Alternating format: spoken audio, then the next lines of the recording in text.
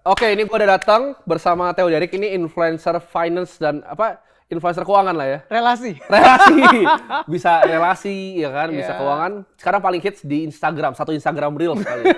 Amin. Sampai di sharing dari grup emak, dari mama gue sampai konglomerat ada yang sharing. Oh, itu leader asuransi juga. Asuransi juga banyak. Iya, banyak. Ini banyak nih yang bilang kayak kok orang kaya begini, kan anak muda harusnya kayak begini. Iya. Nah, sebenarnya Ya. kita tuh udah kenal lumayan lama katanya, 4 tahun. Lama. 4 tahun, Dari 2020, 19, 20, Ya. 21, 22, 5 tahun. Iya. Sehari sebelum lu ketemu Pak Sandi ya. Oh iya. kenalan. 5 tahun kita udah kenal Ya. dari ngopi ya. Ngopi. Kita selalu ngopi. Belum sanggup 80K tapi Belum waktu sanggup itu. 80. Justru kan waktu itu masih miskin, makanya 80.000. Iya. Kebalik ya? Kebalik. Oh iya benar. Oh enggak, gratis gue dibayarin lo itu waktu itu. Oke. Oke. Gratis. Nah, Siap. di sini gue sebenarnya ada kayak beberapa pertanyaan sih di sini. Ya, Sebenarnya ini monggo. dari tim gue. Bukan dari cewek lu. Bukan. Lagi makan di bawah. Oke. Tapi di sini gue pengen nanya lo. Kesalahan apa sih yang paling fatal dilakukan sama anak muda dalam mengelola tuh keuangan? Ini baru pertanyaan satu udah kayak gini nih. Iya. Oke. Kesalahan apa kira-kira? Kesalahan anak muda yang pertama gitu ya. Kalau menurut gua, banyak yang salah karena mereka tidak mengenal kebutuhan, background, dan identitas dirinya. Apa itu coba? Karena gini contoh, kita kan sama-sama ada sharing konten ya nggak? Iya. Biarpun values kita beda, tapi kan kita punya forte di bidang masing-masing ya. Itu yang dari dulu kita tetap saling respect gitu ya. Iya. Nah, akan ada audiens yang cocok banget dengan backgroundnya apa yang lo bawain. Ada audiens yang akan cocok banget dengan background apa yang gue bawain misalnya. Iya. Nah, tapi bedanya apa? Nah, bedanya itu mungkin background keluarganya, mungkin posisi tanggung jawabnya sekarang di rumah, mungkin dirinya cocok atau enggak, pengambil resiko atau bukan. Nah, itu yang akan membedakan mana yang bisa di-apply dan mana yang tidak bisa di-apply sesuai dengan kondisi mereka. Jadi kalau mau lebih detail dikit nih, misalnya, lu kan banyak campaign tentang lebih ke berani ya kan, dan lu udah tunjukin sendiri gitu lo sampai di saat ini gitu ya. Kalau gue itu kan lebih yang kesannya itu lebih moderate dikit gitu ya, lebih diplomatis lah sih? gitu ya gitu yang ya. kontennya moderate, aslinya belum.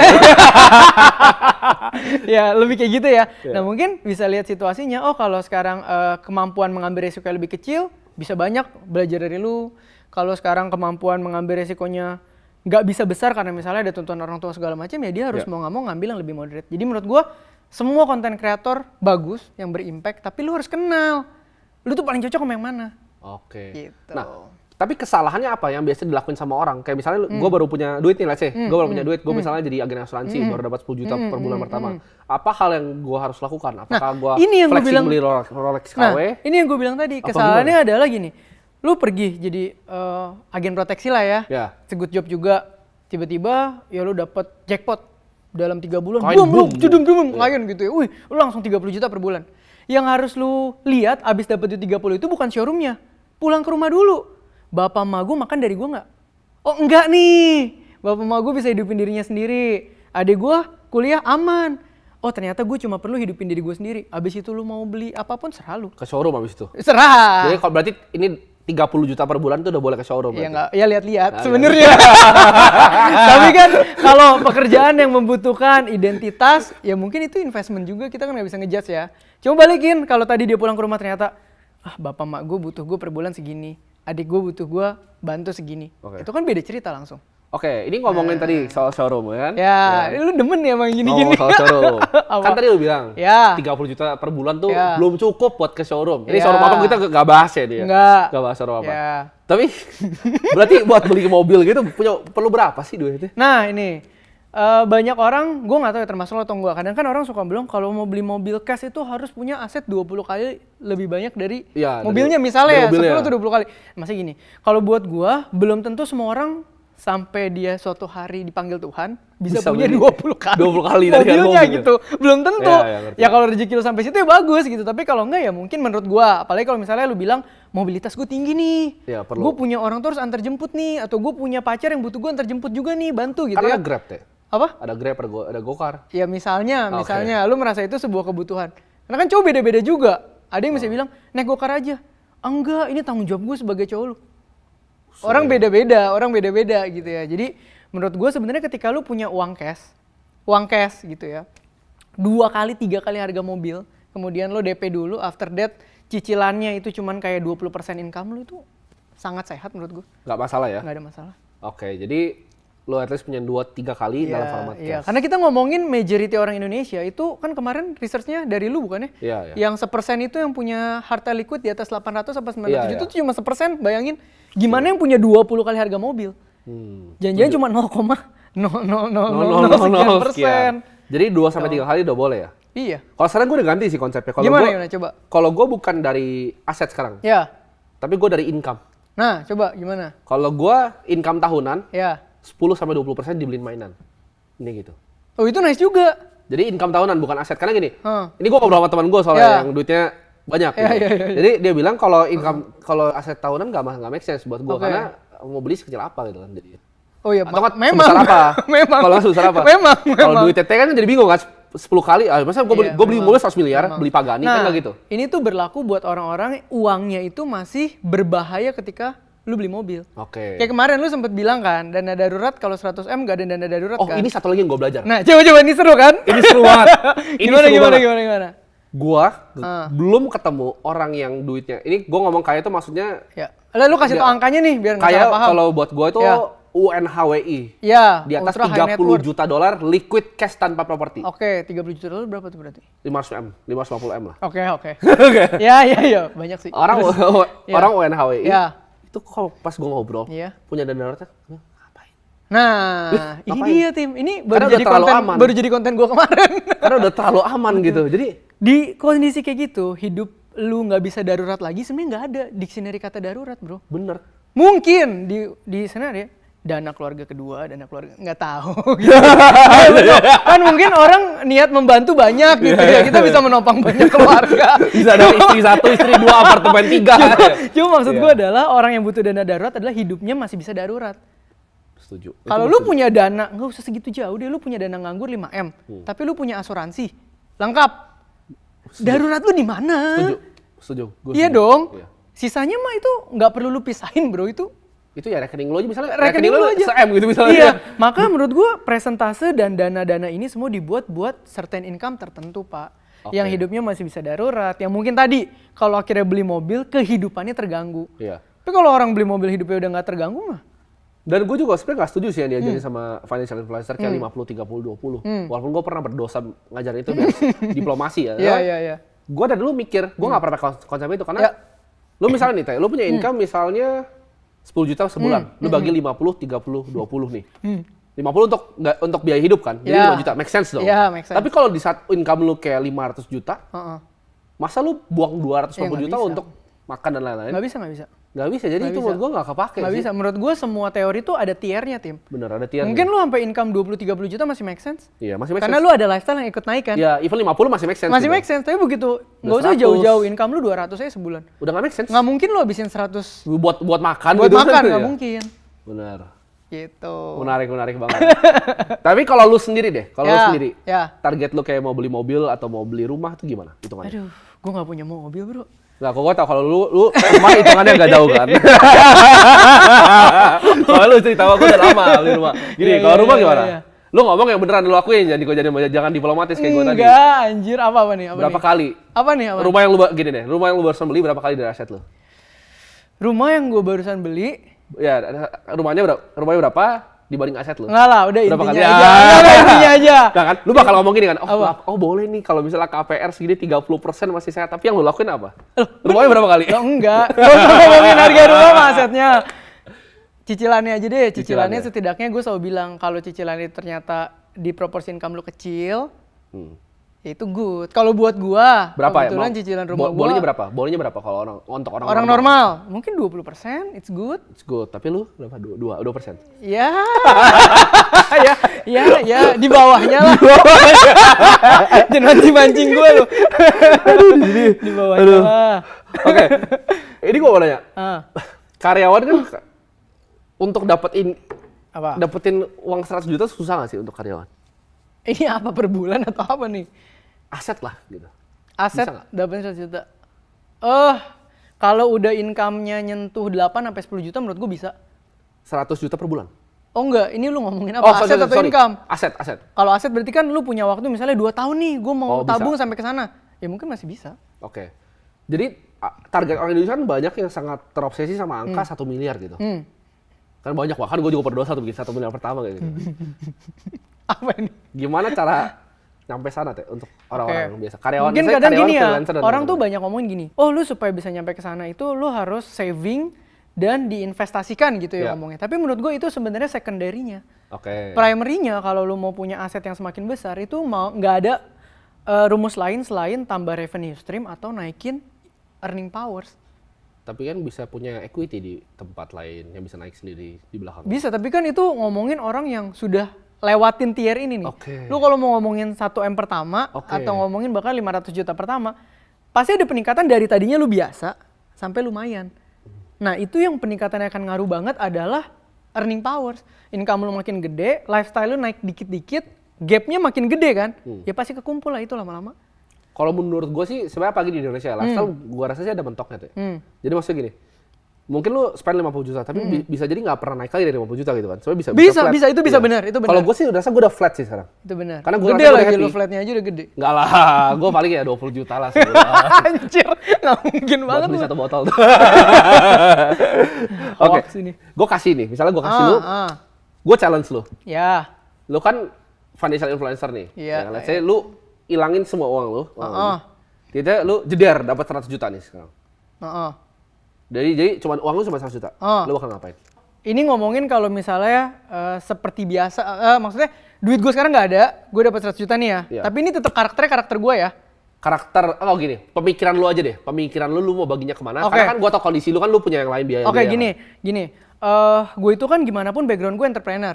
Maka gue orang yang sangat terbiasa melihat peluang. Jadi kalau lu nanyanya ke gue yang background entrepreneur, dapat duit 100 juta, mungkin bisa gue apa-apain dulu duitnya. Bisa literally mungkin 70 juta gue liquidin, 30-nya terserah mau nyoba reksadana boleh, mau nyoba deposito dulu boleh. Ini kan ngomongin masih newbie tapi dapat 100 ya. Oh, bukan newbie, lu punya otak seperti sekarang teh. Oh, otak gue yang sekarang nih. Ilmu sekarang, tapi kondisinya ya biasa aja tapi 100 juta. Oh, gue apa-apain. Lu gak apa-apain? Enggak gue apa-apain, karena gue orang yang terbiasa melihat peluang dan ketika peluangnya ketemu gue harus ready tuh. Tapi kan kata semua financial influencer lu harus langsung invest teh. Compounding interest gimana? Beda karakter, beda penerapan. Kan gue bilang tadi, background gue entrepreneur. Tapi kita ganti ya. Misalnya gue sekarang seorang profesional. Oke, gue ganti profesional. Iya, bukan risk taker yang tiba-tiba ada peluang ini gue hajar. Bukan ya. Orangnya stabil nih. Ya mungkin 100 juta gue bisa gue bagi ke, balik lagi. Tujuan lu apa? Kalau misalnya lu orang yang lebih high risk, ya mungkin 40%-nya lu taruh di saham. Atau kripto nyobain split. Katanya kan kripto juga lagi recover. 30%-nya lu cairin aja di RDPU gitu kan. Another 30% terserah lu mau coba obligasi atau cash to juga nggak ada masalah. Karena menurut gue gini, lu dapat 100 juta itu tuh langkah pertama lu memulai. Menurut gue kalau langkah pertama memulai, jangan terlalu bikin aset lu nggak liquid dulu. Gitu. Ini gue baru bahas di podcast sebelumnya juga. Oh iya, gimana? Jawabannya sama. Sama siapa? Sama ada orang kaya. Oh amin, semoga suatu hari gue. Jawabannya sama, dia sebilang harus liquid. Iya. Kenapa liquid? Karena liquid itu lu bisa deploy kapanpun. Iya. Even misalnya dibilang sahamnya turun nih, turun 30%. Uangnya sisa 70 juta kan. Lu ada dapat deal apa nih? Itu. Yang lagi diskon banget, diskon 50% dealnya. Lu bisa cut loss di situ, lu bisa taruh. Karena liquid. Itu dia. Kalau lu bahkan lu biarin cash-nya 1 juta ya. Iya. Kalau dapat. Kalau gua juga. Iya, karena mungkin yang lu ajak ngobrol sebelumnya entrepreneur juga. Iya. Nah, mindsetnya begitu. Mindsetnya ada peluang nggak bisa ambil malah pusing. Iya. Orang kan banyak bilang langsung aja invest. Gue bahkan kalau gue bisa bilang, gue kalau punya 100 bahkan gue pakai buat diri gue dulu. Nah, kayak apa tuh? Gue upgrade skill. Kalau gue belum punya skillnya, karena gue rasa kalau uang lu aset lu 100 juta, otak lu tuh cuma otak orang 100 juta. Ya. Aset 1M, otak 1M. 10M. Nah, tapi ini benar sih. Sorry tuh saya bahwa cara lu mendapatkan uang semakin besar itu gameplaynya semakin beda. Dan gue pun merasakan. Karena gue belajar sama banyak orang juga ngobrol, gue baru ngerti, oh cara dapetin duit segini, mainnya di sini loh, bukan ini. Oh level ini, oh mainnya begini gitu. Sama lah kayak belajar dari Bro Timothy. Enggak lah. Sama-sama belajar gitu, sama-sama belajar. Nah ini gue pengen tanya lu, kan jadi kan di dunia influencer ini kan macam-macam ya. Ada yang sempat flexing untuk masuk penjara, ya kan? Ada yang nge-scam orang. Kan scam ibaratnya gua ngomongnya scam meter deh. Ada meteran. Ini scam masuk penjara, ini yang bersih gitu. Kan banyak nih yang di daerah sini. Ada yang sampai masuk bui, ada yang sampai ekstrim bikin robot trading, bener-bener purely nipu orang. Gue mau nanya lu, tanggapan lu tentang orang yang flexing quote on quote di sosial media kayak gitu. Kayak misalnya flexing foto depan cek kelas, jualan kelas gitu. Ngerime loh, cek kelas jualan kelas, ngerime. Itu spesifik amat ya? Gue sampai kaget loh. Ya anggap gue nggak tahu lah itu ceritanya siapa ya. Iya, nggak tahu. Jadi mungkin dibagi lagi beberapa audiens ya. Kalau tadi lu ngomongin mungkin influencer punya traffic. Terus flexing asetnya, apapun itu untuk jualan kelas. In a business way, itu udah bener caranya. Karena kalau lu mau jualan kelas atau jasa kayak begitu, yang lu harus show adalah credibility-nya. Ya, dia punyanya checklist, ya dia show checklist. Dia punyanya apa, ya nanti dia show-nya apa. Akan membantu nggak buat penjualan kelas ya? Pasti membantu. Sama dengan bisnis rekrutmen. Kita katakanlah misalnya proteksi atau MLM gitu ya. Ada nggak yang salah dengan liburan ke luar negeri? Nggak ada. Ada nggak yang salah dengan tiba-tiba lu ganti mobil? Nggak ada. Karena apa? Karena lu punya sebuah tanggung jawab di mana lu harus memperlihatkan pekerjaan ini memang selejit itu untuk merekrut orang. Nah ini kita ngomong apa adanya tentang bisnis rekrutmen. Gitu. Tapi gue nggak tahu, bisa aja jangan-jangan ada influencer yang emang anak konglo lifestyle di situ. Ya kalau lifestyle di situ nggak ada yang salah dengan itu. Tapi menurut lo definisinya flexing sendiri itu apa teh? Apa yang masuk dalam kategori flexing? Mungkin memperlihatkan apa yang lo punya kepada publik itu sebenarnya menurut gue mungkin sebutannya flex ya. Kalau nge-gym kan bahasanya apa sih flex itu apa sih? Gitu ya. Berarti ada sebuah tenaga yang lo keluarin untuk memperlihatkan sesuatu kan. Either ada ototnya beneran atau enggak. Iya dong. Ya mungkin flex begitu. Cuma mungkin kalau gue boleh ngomong lagi, ada yang soft, ada yang hard. Gitu loh, itu yang gue lihat gitu loh. Flexing sebagai definisi, gue lupanya dari Cambridge atau mana? Nah itu apa tuh? Yang lu bilang benar, memamerkan suatu barang ke massa publik, tapi ada quote on quote secara tak menyenangkan. Oh ada. Jadi flexing itu secara tak menyenangkan. Nah, tapi gue bingung, apa yang termasuk tak menyenangkan ini? Karena kalau misalnya gue punya, contoh gue, foto gue cuci mobil ini pakai Avanza. Buat orang yang naik motor, menurut dia gue flexing kalau gue di grup pertemanan dia. Tapi buat gue itu gue cuma hanya sekedar foto mobil gue, buat happy gue. Nah betul. Tapi sama, misalnya gue pakai McLaren nih. Orang yang nggak punya kan kira flexing. Tapi kalau teman-teman gue anak-anak mobil kayak biasa aja. Dia cuci mobil. Gue biasanya cuci Ferrari. Mungkin yang kita harus aware gini. Itu kita ngomongin spektrum audience. Audience kita di sosial media nggak mungkin lebih banyak yang punya McLaren. Setuju. Sehingga kalau lu posting McLaren, kalau lu dapet 70% orang bilang lu flexing, itu realita yang akan lu dapat. Pasti. Karena audiensnya begitu. Ya dong. Tapi kalau lu share di grup WhatsApp yang isinya semuanya punya McLaren, paling cuma nanya, lu ganti yang ini. Gitu doang. Iya nggak sih? Gitu. Menurut gue ya susah di situ karena kita sendiri kan tadi lu bilang 1% doang loh tim punya harta liquid 900 juta. Tapi menurut lu ada hubungan nggak antara flexing, maksud gue tuh gini, flexing yang walk the talk sama yang enggak? Flexing yang walk the talk sama enggak? Menurut gue kalau kan bisa sewa. Kayak gitu. Menurut gue kalau lu walk the talk dan lu emang punya, pun lu kasih lihat itu nggak bisa dibilang flexing juga ya maksud gue. Maksudnya gini loh, kalau gue orang yang ternyata turun ke bawah terus itu garasi rumah gue tiba-tiba mobilnya 20 isinya Ferrari, gue foto, ya gue juga nggak ada niat flexingnya yang rumah gue begitu. Gue nggak bisa memiskin-miskinkan diri gue. Iya kayak orang di private jet kan, kadang temen gue ada yang foto di private jet, ya memang dia naik private jet gitu loh. Iya lifestyle itu, cuman stereotype flexing jadi jelek. Karena banyak yang menungganginya buat kepentingan yang nggak seperti itu. Untuk nipu orang. Iya, jadi sebenarnya ada yang salah nggak? Enggak, tapi karena ditunggangi banyak kepentingan dan merugikan banyak orang, muncullah stigma ini. Gitu. Menurut lu pribadi, jualan kelas itu adalah hal yang salah atau nggak? Karena ini gue baru bahas kemarin. Ini yang gue ngobrol kemarin ya duitnya triliun gitu. Even dia pun ikut kelas. Kayak ikut kelas public speaking, ikut kelas saham, bahkan pernah ya ikut kelas gue juga gitu. Ikut kelas kripto sama gue. Menurut tuh salah nggak sih jual kelas itu? Orang kan bilang jualan udah. Gini, jual edukasi menurut gue nggak ada yang salah. Tapi ada edukasi yang bisa dipraktekkan, ada edukasi yang tidak bisa dipraktekkan. Nah, edukasi yang tidak bisa dipraktekkan dan lu tahu dari awal itu nggak akan berguna buat orang, lu jual karena lu tahu itu laku, baru menurut gue itu ada problem yang harus tanya di situ. Tapi kalau edukasi yang lu jual memang bisa berimpact buat orang, apa yang salah? Sekarang jual ludah. Sekarang gini loh, lu tahu betapa pentingnya ludah. Lu ngomong apapun, orang bisa bertobat. Lu ngomong apapun, orang bisa bunuh diri. Apa lu mau bilang cuman ludah, ngapain dia bunuh diri? Gue katain, ini orang gak berguna nih, ini gelas seumur hidup gak berguna nih gelas nih. Cuma ludah loh, bisa bunuh diri ini gelas nih. Gak bisa gue ngomong cuma ludah, this is so powerful bro. Ini bisa menumbuhkan orang, bisa menghancurkan orang. That's problemnya adalah siapa yang menggunakan ini. Senjata gitu ya? Loh. Iya, ketika lu ngomong kayak gitu, gue pun akan ada program-program kayak gitu kok. Gue juga mau, lu juga mau. Kalau orang belajar sama lu, orang belajar sama gue, sama-sama bisa berkembang, bukankah kita jadi berkat buat orang? Gitu Setuju loh. sih. Kecuali, Tim, gue ajarin lu cara minum dari gelas ini nggak pakai tangan nih, gitu ya. Gue bisa nih, gitu. Lu bayar 20 juta gak? Ngerti gak maksud gue? Atau masuk grup gua dapat informasi ordal. Iya, atau apapun 20 lah. juta, Ya begitu. Itu loh maksud gue. Tapi kalau memang apa yang lu jual baik, apa salahnya? Jual ludah yang bisa menumbuhkan orang tuh nggak ada yang salah.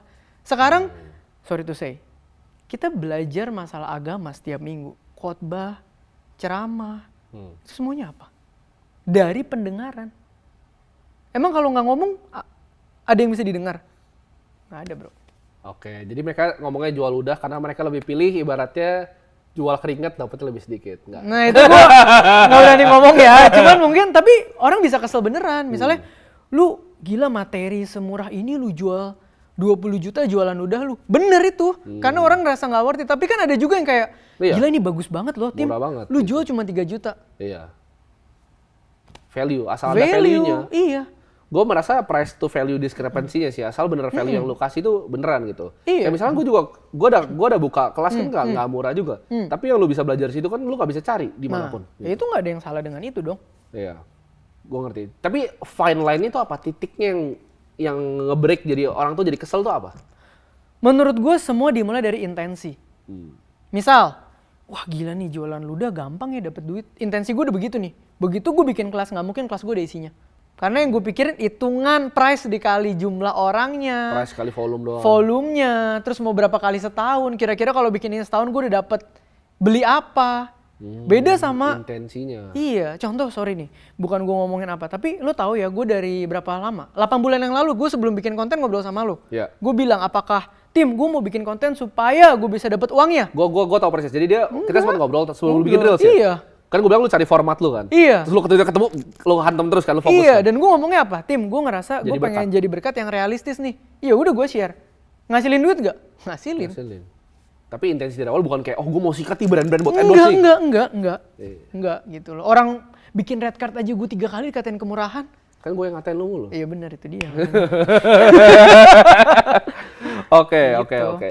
Menarik.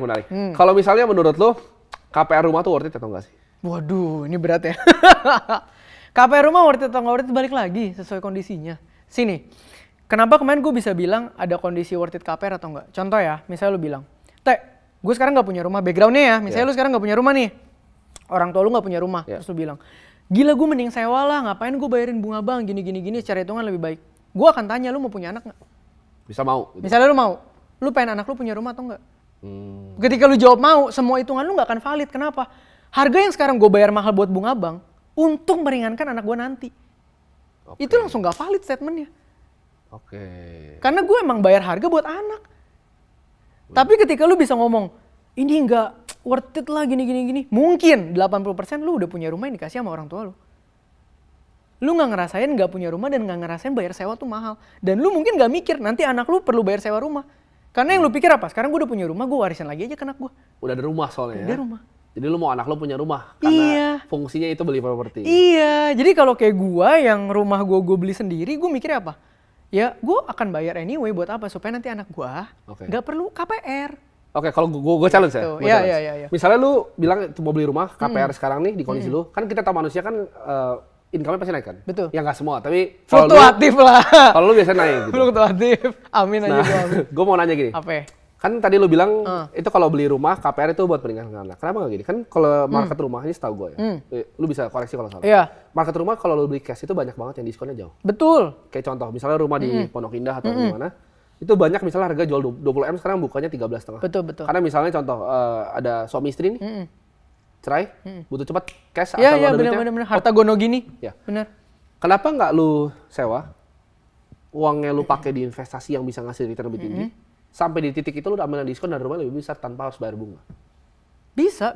Kan Kalau sama aja, anak bisa lu kalau gue asumsikan sampai saat itu kondisi gue tetap begitu. Oke. Gitu loh. Kenapa? Gue mendukung juga kadang-kadang orang-orang yang mungkin punya income udah lumayan besar, mau KPR nggak ada yang salah. Apalagi kalau cicilan KPR lu cuma sekian %. Karena gini, lu bayar bunga ke bank, lu nggak rela, iya. Tapi lu pun kan bayar sewa ke pemilik properti. Jadi sebenarnya tetap ada cost yang lu keluarin. Kecuali pilihannya adalah lu sekarang nggak keluar, jadi keluar. Itu lu harus questioning yourself, rugi lah. Tapi kalau selama lu bilang, kalau KPR kan nanti kalau gue nggak punya kerjaan misalnya, gue nggak bisa bayar. Iya, tapi kalau lu nggak punya kerjaan dan lu nggak punya rumah pun, apakah lu akan tidur di Monas? Nggak mungkin. Tapi angkanya tuh berapa sih, Teh? Misalnya lu punya gaji 15, buat lu ngambil KPR yang wajar tuh berapa sih? Wah, kalau gue nih ya, gue kan kiblatnya finansial sehat gitu ya. Jadi mungkin lebih kan ekstrim. Ada Teh, yang kayak misalnya 15 juta nih, dia punya KPR 8,5. Nah itu udah nggak dia harus sisihin, dan banyak loh. Iya. Banyak yang begitu. Nah makanya tugas kita adalah men-encourage mereka naikin income untuk ambil KPR supaya lebih ringan. Bukan untuk orang jadi KPR semua ya, enggak. Tapi maksudnya ketika income lu besar, lu punya opsi lebih banyak lah. Lu punya opsi lebih banyak. Nah, berapa? Misal lu punya gaji 15 juta, bolehnya berapa? 3 juta kalau menurut gua. 3 juta? KPR. Iya.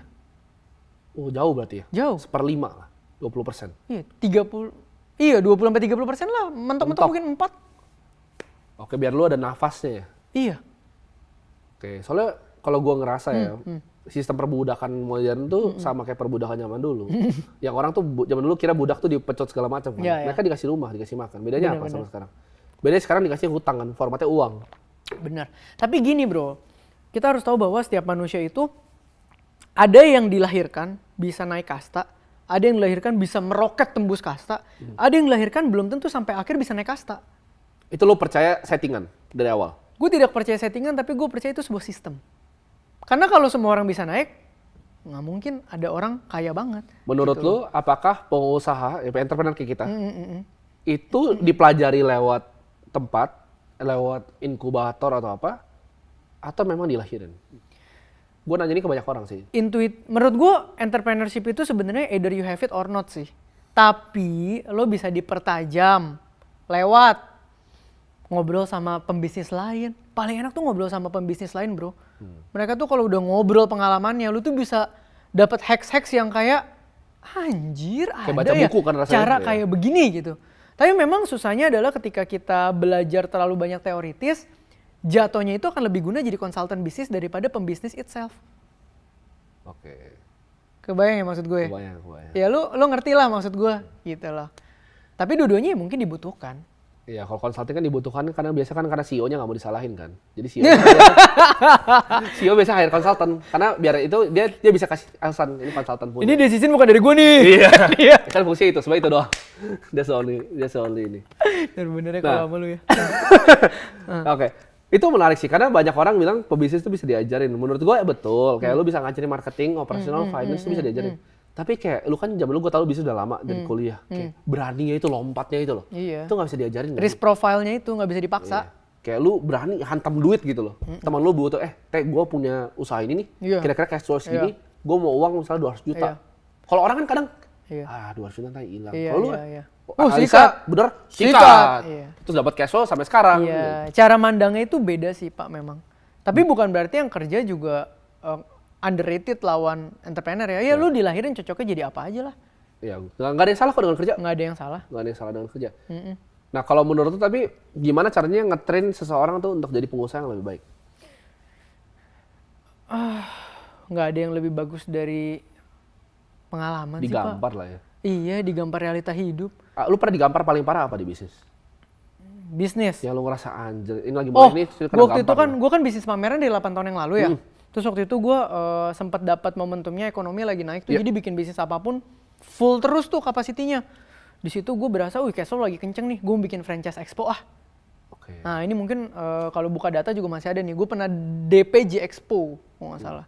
Itu 200 juta kalau nggak salah sehari. Terus gue pikir, bisa lah bikin franchise expo, orang gue ngumpulin tenan ratusan, masa nggak bisa gitu ya. Terus udah DP, baru nyari. Oke. Ngerti nggak lo? Oke, sekarang gue ketemu dia.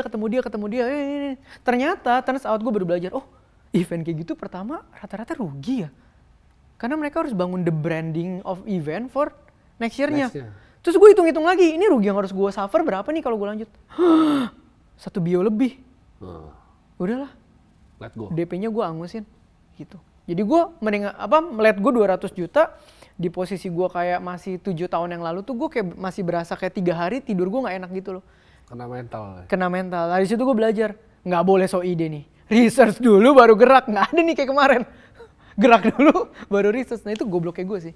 Iya sih, gue dari dulu juga gue selalu riset sampai bener-bener matang banget baru gue berani lompat. Nah itu bener. Gue hitung dulu gitu. Nah iya. Kalau jatuh, at least jatuh di mana, Karena gue lagi terlena bahwa bikin apapun untung, bikin apapun gak rugi. Masa ini rugi, sikat dulu aja Pak. Oke. Manfaat yang lu dapetin dari sosial media apa, Teh? Banyak. Paling gede Banyak. Lu dapetin dari sosial media? Ini buat gue personal nih ya. Personal?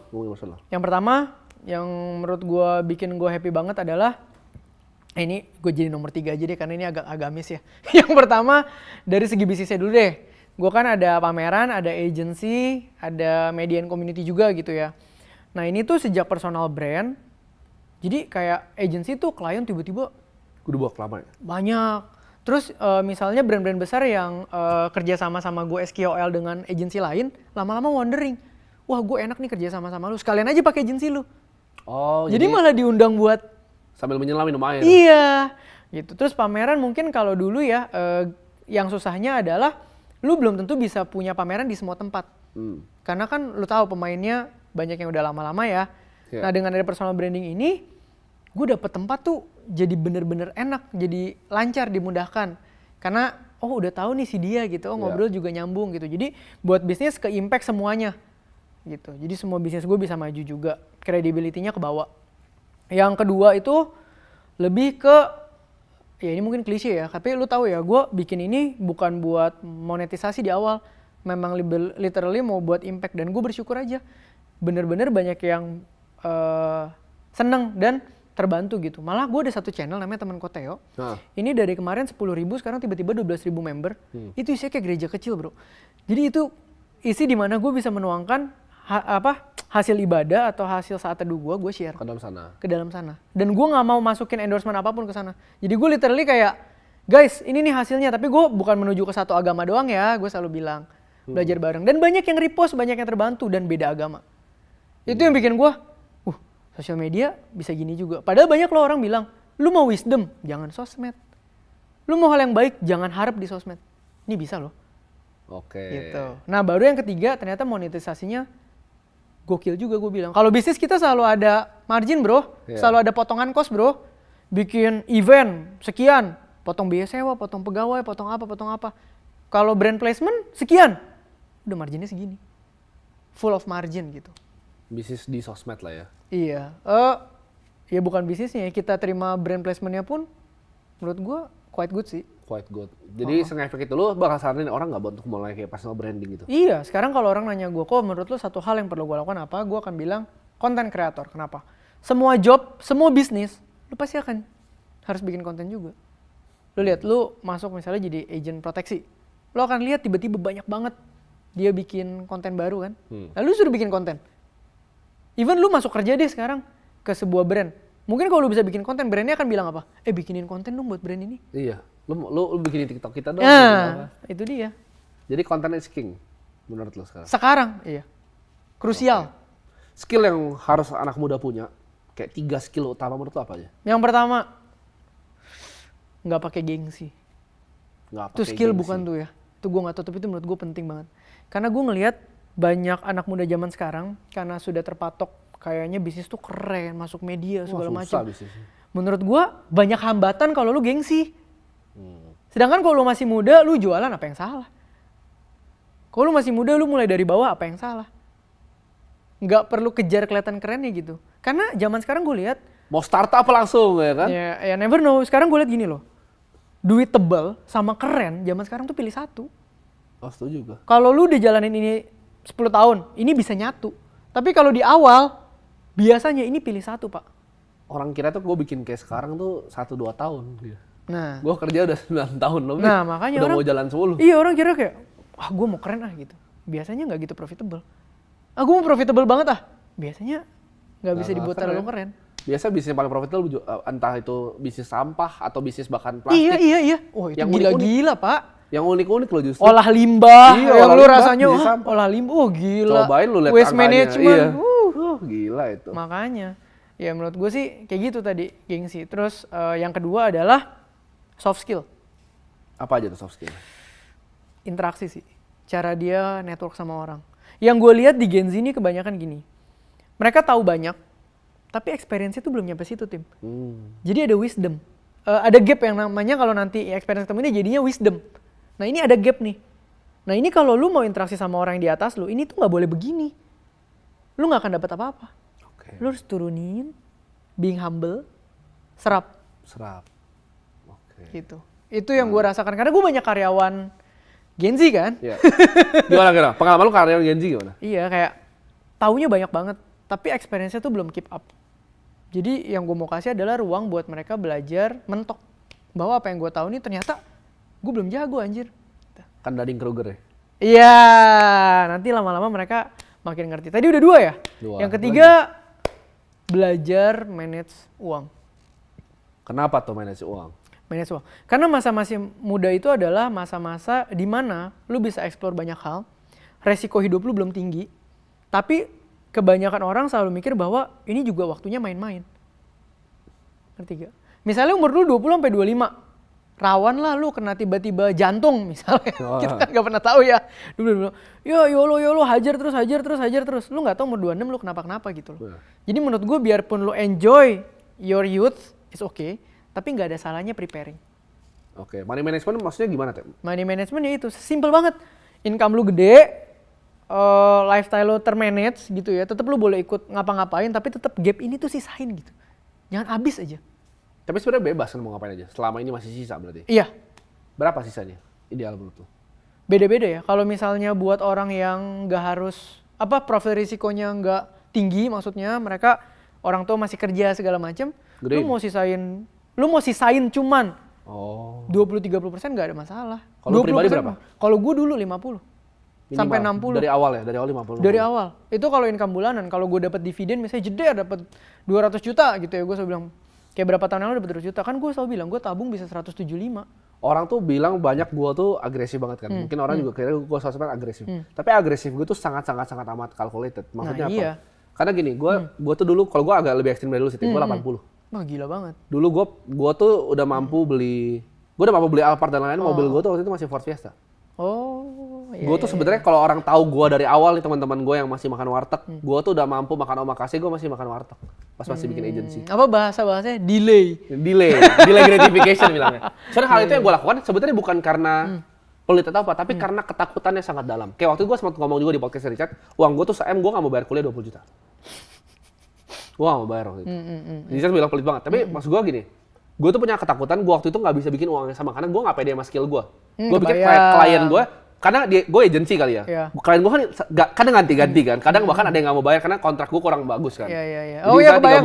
2 bulan. Jadi kayak gue kadang uang bolong-bolong. Nggak ada angka pasti soalnya. Nggak ada angka pasti. Kelihatannya gede. Tapi gue tuh selalu pikir di belakang otak gue, kalau uang gue tuh habis semua gimana. Jadi gue tuh save-nya bener-bener gila. And yet se-ekstrem itu pun sebenarnya nggak sehat buat kita. Iya sih, kalau gue pikir lagi sebenarnya dilonggarin ke 50 bisa. Tapi waktu itu gue saking ekstrimnya 80 dan itu ke bawah sampai sekarang. Gue saving tuh kalau sekarang lebih kali ya mungkin. Gue sudah angkanya 90 sih. Gue 85 ke atas. Iya karena kan income lu peningkatannya jauh. Gue save-nya segitu, 85 sampai 90. Nah iya, makanya. Karena yang penting tuh saving rate, bukan income lu berapa buat apa. Bener. Saving rate. Dan itu habit. Ada rumusnya itu kan. Dan itu habit. Habit yang ke bawah dari income lu 10 juta per bulan sampai mungkin 50, sampai mungkin 100, sampai mungkin 300. Kalau habit lu udah kayak gitu ya lu gak akan miskin. Lo orang dapat makin gede tabungan lu juga makin banyak. Gimana cara habisnya? Setuju. Gue tuh nggak tahu, gue punya ketakutan pribadi kalau gue miskin besok tuh gimana. Jadi gue uangnya tuh selalu kayak gue keep gitu. Kebayang. Nah ini gue pengen nanya tentang aset juga teh kalau lu kan ada ngomong kunci untuk anak muda nih mau investasi adalah diversifikasi. Tapi gue belum ketemu satu orang kaya yang gue kenal yang diversifikasi. Ya beneran kaya, ONHW. Yeah. Nggak ada satupun yang gue kenal yang diversifikasi. Oke. Either misalnya dia properti mogul, dia kan ngomong kayak, oke gue bangun sini, properti semua. Dia jago di saham, dia saham sampai 1 triliun. Dia jago di misalnya bisnis apa, dia nggak pernah punya bisnis yang lain, emang di situ konsentrasinya.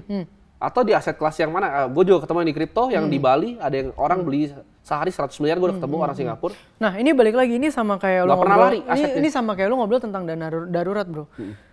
Semua rumus ekonomi dan keuangan tidak akan works jika orangnya udah banyak uang. Karena gue yakin ilmu ekonomi ini dibuat untuk orang yang lagi berjalan menuju ke sana. Kalau lu punya duit udah 100 M, lu mau diversifikasi, serah lo. Lu mau nggak invest? Ya mau drawdown 20% juga 80 M gitu. Lu mau 100% mana? Serah lo. Itu udah nominal yang kayak nggak usah diatur, serah lo. Udah nggak bisa diatur. Ngerti nggak lu? Nggak ada teori yang akan. Tapi mereka dari awal untuk sampai segitu, mereka nggak pernah pakai diversifikasi. Nah, mereka satu. Kayak gue tahu lu, Lu kalau lu mau ngomong reksadana segala macam, gue tahu aset lu tuh bisnis sebenarnya. Iya betul. Lu tuh konsentrasi banget. Bener. Jauh banget. Portfolio gue bisnis sama yang lain, bener. Iya, lu dalam. Bener. Nah, lu kayak nyebur gitu lu satu. Bener. Nah, balik lagi makanya gini. Kenapa disebut kata diversifikasi oleh gini? Kita bedah ya, mayoritas orang Indonesia itu bukan entrepreneur, Pak. Tapi profesional. Oke. Profesional itu fluktuatif hidupnya nggak kayak entrepreneur. Stabil. Maka diversifikasi itu dibutuhkan banget sama mereka. Untuk apa? Karena mereka nggak punya waktu untuk dive deep ke dalam masing-masingnya, lo ngerti nggak? Kalau misalnya lu sekarang entrepreneur kayak gue, misalnya, kenapa gue bisa concentrated di bisnis? Karena gue hidup 8 tahun di bisnis terus. Balik lagi kan, makin lo ngerti suatu hal, lu taruh di situ semua gitu. Kayak uangnya kan misalnya gue tahu bisnis lu pasti lebih gede karena lu bisa punya uang, let's say misalnya 3 miliar nih, udah perlu beli saham A yang lu belum tahu ternyata isinya bagaimana, lu mau dengan taruh di bisnis lu yang lu tahu puternya persis kemana lu puter. Nah itu. Iya kan? Ya itu. Makanya ketika misalnya kalau orang bisnis, oh gue ada order buat gelas ini nih tim bulan depan, gue lagi dapet duit misalnya katakanlah sekian M gitu ya. Wah ini gue udah tahu nih 6 bulan ke depan demandnya gede banget. Ya lu gak mungkin taruh tempat lain, lu udah pasti taruh sini. Tapi apakah orang lain punya akses buat ini? Enggak. Apakah orang lain tahu ini? Enggak juga. Di uang berapa mulai dapat akses kayak gitu? Bukan uang kali ya, network. Gue setuju sih, sebenarnya gue juga nyari uang udah nggak kayak biasa. Karena kadang kita kan pasti bisa mendanai gitu. Ada orang dapat proyek kayak gini, punya uangnya nggak? Nggak punya. Nggak punya, nyarinya lu lagi. Lu mau nggak tim patungan? Ya biasa gitu sih. Biasa gitu. Terus kayak cepat dapat duitnya balik lagi. Iya. Maka menurut gue yang itu, kalau lu mau ukur urusan finance buat orang-orang yang sudah HNWI itu, nggak akan ada yang masuk lah tim. Perpuluhan aja nggak masuk. Nah iya, gue ayo. Perpuluhan 10% yang terlalu besar. Nah, 1 triliun perpuluhan 100 M. Gerejanya goyang nggak? Ini kan kita ngomong realistis dong. Disamperin ini. Nah, ini bukan urusan ekonomi doang loh. Iya. Ketika uang lu udah sebanyak itu, nggak ada yang works bro. Nggak make sense. Teori apapun udah nggak make sense. Lu perpuluhan 100 M. Ayo, lu yakin tuh 100 ini pakai bener semua? Seru nih, ngomongin uang selalu seru. Ini realistis aja pak. Kalau misalnya gini, uang berapa di Indonesia yang menurut lu kayak udah namanya orang kalau luar negeri sebutnya fuck you money. Kayak lu udah bisa sendiri lah. Lu udah bisa ngapain aja, udah bebas. Indonesia ya, taraf hidupnya berapa menurut lu? Aset berapa? Bingung ya kalau aset ya. Kalau cash flow dulu deh, menurut gua per bulan orang itu hidup 50 sampai 70 juta seboros-borosnya aja udah lumayan kok. Di Indo udah lumayan ya? Iya. Ya gua nggak tahu, mungkin kalau tiap weekend 3 kali buka table mungkin habis. Ya, tapi kalau lu ngomongin biasa-biasa, lu mau makan-makan yang sejuta, makan yang 2 juta, udah cukup banget sih. Cukup banget. Dan lu punya lifestyle 70, mungkin orang bilang, boros banget lu sebulan 70. Lah kalau income lu 300? Nggak masalah dong. Itu cuma 20% tip. Hitungannya aja udah nggak masuk tuh yang tadi 50%. Nah, problem banyak orang income 50, spendingnya 70 tuh. Nah, itu buat dia. Buat pamer naik BMW kan biasanya. Itu dia. Nah, itu gimana tuh gitu? Enggak tahu. Nggak boleh itu. Nggak boleh. Nggak boleh itu. Kategori maksanya itu tapi apa sih? Maksa itu menurut gua, ini menurut gua ya, nggak usah pakai teori nih. Setiap manusia pada dasarnya, ketika mau beli barang dan hatinya deg-degan, dan hatinya mikir berulang kali, biasanya itu pasti di dalam dirinya sendiri mereka tahu mereka tuh sanggup atau enggak. Contoh, lu misalnya sebulan dapat 200 juta. Tim, ke Bali lah besok 20 juta, yuk happy 3 hari. Gas teh. Gas langsung. Nggak ada pergumulan batin di dalam diri lu. Kenapa? Karena lu tahu itu cuma 10%. Karena buat lu itu enteng. Gitu loh. Gue mau counter ya. Coba. Gue pernah ada pergumulan batin. Gimana? Waktu pas gue mau beli jam. Itu kan itu 517. Jangan ngomong kalau ini investment ya, ini tadi konsumtif ya. Oh iya konsumtif. Gue ada pergumulan batin. Kan mikir kalau hati bergetar. Gue waktu itu antara pilihnya itu atau ada yang lebih murah tuh Rolex Daytona Platinum Ice. Iya, 400-500 itu. 800 ya? Sayang. Anjir. Gue tuh pergumulan dan pergumulan batin beli yang mana ya. Tapi bener sih nggak sampai gimana sih. Iya nggak sampai gimana. Tapi kalau lu yang kayak udah berkali-kali mikir apa, misalnya kayak tiket Coldplay deh. Oh oke, nih gue sambungin. Coldplay kan cuma sekali nih. Ya padahal di negara lain banyak sih. Banyak. Oke, Coldplay kan cuma sekali. Ya itu gue udah. Pakai aja dana darurat sih. Ya kan gue udah pernah bahas. Kalau ibaratnya 2 bulan doang dana darurat lu bisa balik proporsinya ya, why not? Balik lagi ya. Kadang orang mikir gini, ini kan darurat banget kok. Maksudnya kita kan Coldplay nggak darurat. Ya kalau lu tahun depan meninggal, lu mati sekalipun nggak pernah nonton Coldplay. Lu POV-nya bakal bilang apa? Goblok ya. Bener gak sih maksud gue? Tapi ini selama hitungannya sehat menurut gue, personal finance itu ya personal, nggak ada yang bisa ngejudge lu. Gue setuju, tapi kan orang influencer finance zaman sekarang, apalagi yang financial advisor nih, bikin ini tuh kayak aturan yang baku gitu loh. Menurut gue nggak ada kayak mereka keluar-keluar, dana darurat tuh harus 6 bulan. Teori gue paling benar 6 bulan gitu. Padahal gue ketemu orang ya, gue jujur ya, gue dari awal kerja, gue nggak pernah seumur hidup punya yang namanya dana darurat. Padahal gue salah, gue berdosa. Gue ngomong itu waktu itu. Gue ngomong kayak kalian harus punya. Tapi gue pribadi gue gak pernah punya. Iya karena duit lu udah banyak. Nggak, dari awal gue masih gak punya duit, gue gak pernah. Karena gue gak pernah ngerti konsepnya. Dan lu mulai sangat muda. Sekarang anak umur 16 tahun mana? Lu berapa? Mulai umur berapa? 15? 15 tahun mana yang udah mikir, anjing abis ini gue udah resikonya. Gue kayak mungkin bisa kena jantung nih. Aduh kalau kolesterol gimana tiba-tiba stroke. Nggak ada tim. Tapi ketika lu mulai, apa yang lu mulai sekarang di umur 30, beda. Bener gak? Gue dan lu bingung sih konsepnya, gue bilang kenapa ya? Iya, lu begadang, lu gak bakal mikir lu Sabtunya perlu siapin duit infus. Even salah satu yang gue gak pakai, gue gak tahu sih ada yang bilang bodoh atau enggak. Kayak misalnya, ini contohnya mungkin ada yang nyerang kali, asuransi mobil aja gue gak punya katanya. Karena I just don't get why. Ada yang bilang kan, ini correct me if I'm wrong, gue bisa salah. Mungkin ya anak-anak mobil yang lain lebih ngerti, bisa benerin gue.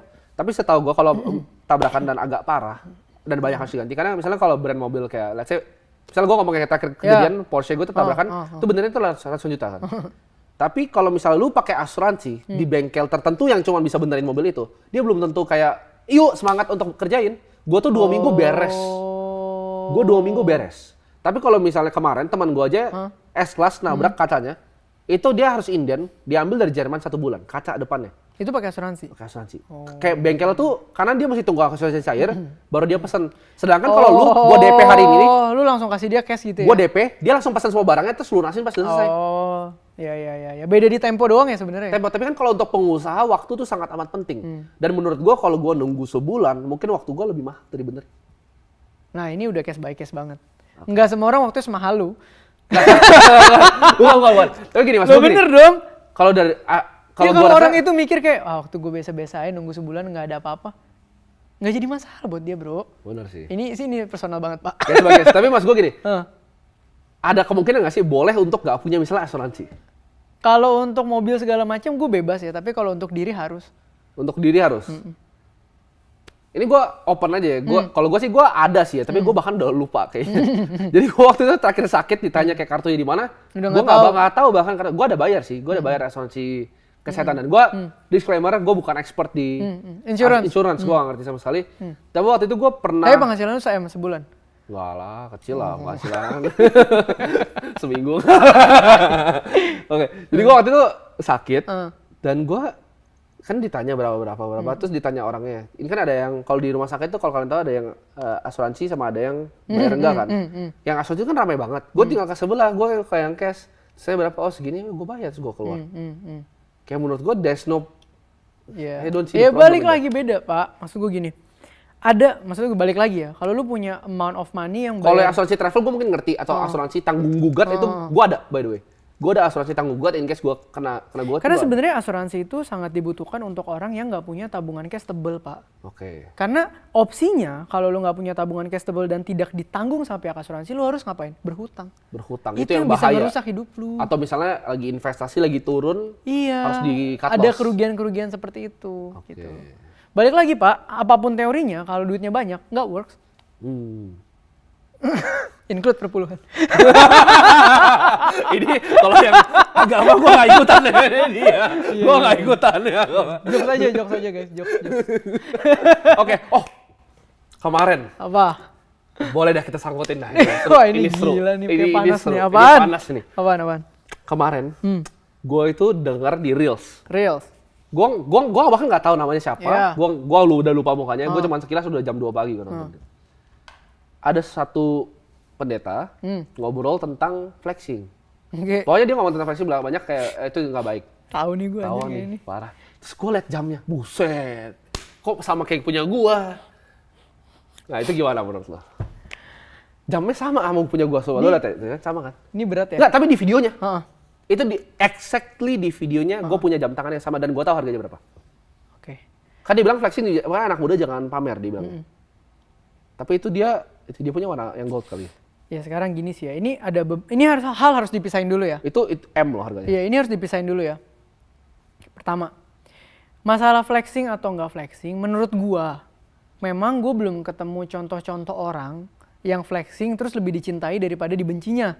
Setuju. Di Indo. Setuju. Menurut gua. Setuju. Jadi kalau lu cuma nanya gua dari mending flexing atau enggak, kalau nggak ngeboost bisnis lu banget atau emang network lu nggak di situ atau lifestyle lu nggak di situ, sebenarnya nggak ada poinnya menurut gua. Tapi kalau lu gain benefit di sana yang bisa lu tuker sama kebencian masyarakat, nggak ada masalah.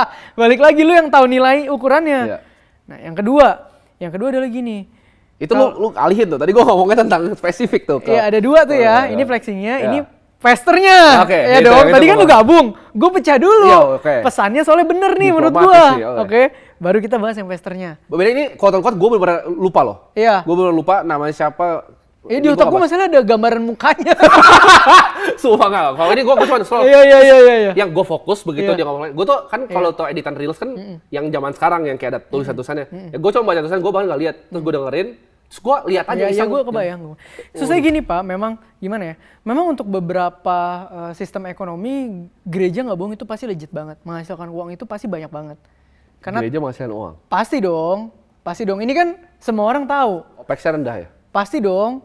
Kenapa pelayanan? Ya karena kan mungkin bidang agama ya, pajaknya pun nggak terlalu ketat segala macam. Yayasan kan? Itu yang pertama dulu dong. Itu yang pertama. Maka kalau ada uang numpuk di situ itu udah pasti wajar. Tapi yang harus kita lihat adalah apakah jangan-jangan emang lifestyle pastornya di situ? Bisa aja dia pengusaha, siapa bisa yang tahu? aja memang dia pengusaha dan dia tidak mau menyentuh uang gereja.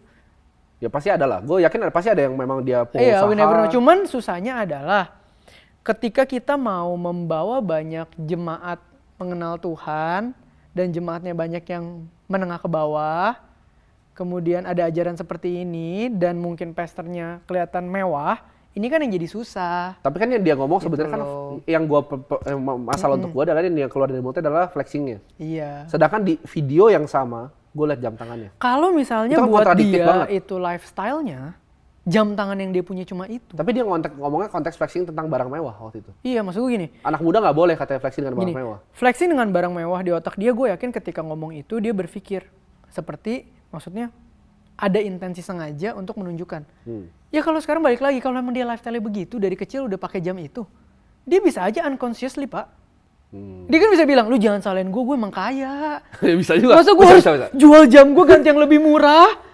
Iya, gue cuma punya jam ini di rumah. Misalnya Pak, kita nggak pernah tahu. Setuju. Makanya gue selalu bilang apa ya, hak untuk menentukan siapa benar dan salah bukan di kita. Setuju banget. Kita belajar aja udah dari apa yang ada. Oke. Kadang-kadang kasus flexing itu menurut gue kasihan buat orang kaya. Lu mau maju apa sih DPR ya? Partai mana nih? Diplomatis banget ya. Silahkan ya kalau ada ketum-ketum partai, orang-orang nih. Iya. Sayang mukanya tinggal Cina gue ganti. Oplas di Korea. Belum. Iya, maksud gue ya gitulah. Maksud gue flexing tuh kadang kasihan buat orang kaya menurut gue Pak. Bayangin Pak, mereka tuh nggak boleh memakai lifestyle-nya sendiri gitu loh. Padahal emang biasa begitu gitu. Iya, kalau mereka boleh teriak, masa gue sekarang harus memiskinkan diri kan nggak mungkin. Lo bener dong. Sebenarnya bener sih. Tapi audiens sosial media atau masyarakat Indonesia kan memang orang kayanya lebih sedikit. Itu menurut gue realita. Oke, jadi flexing sebenarnya karena orang nggak suka kan? Mungkin. Contoh orang makan warteg ngeliat temennya yang posting di mall, menurut dia ini flexing. Iya. Karena nggak nyampe. Bisa aja kan. Biasa di mall, iya. lihat omakase, lihatnya flexing. Iya. Itu relatif nggak sih? Nggak usah harta, Tim. Nggak usah harta, Tim. Nih gue balikin lagi ke yang lebih simple tapi agak dark ya.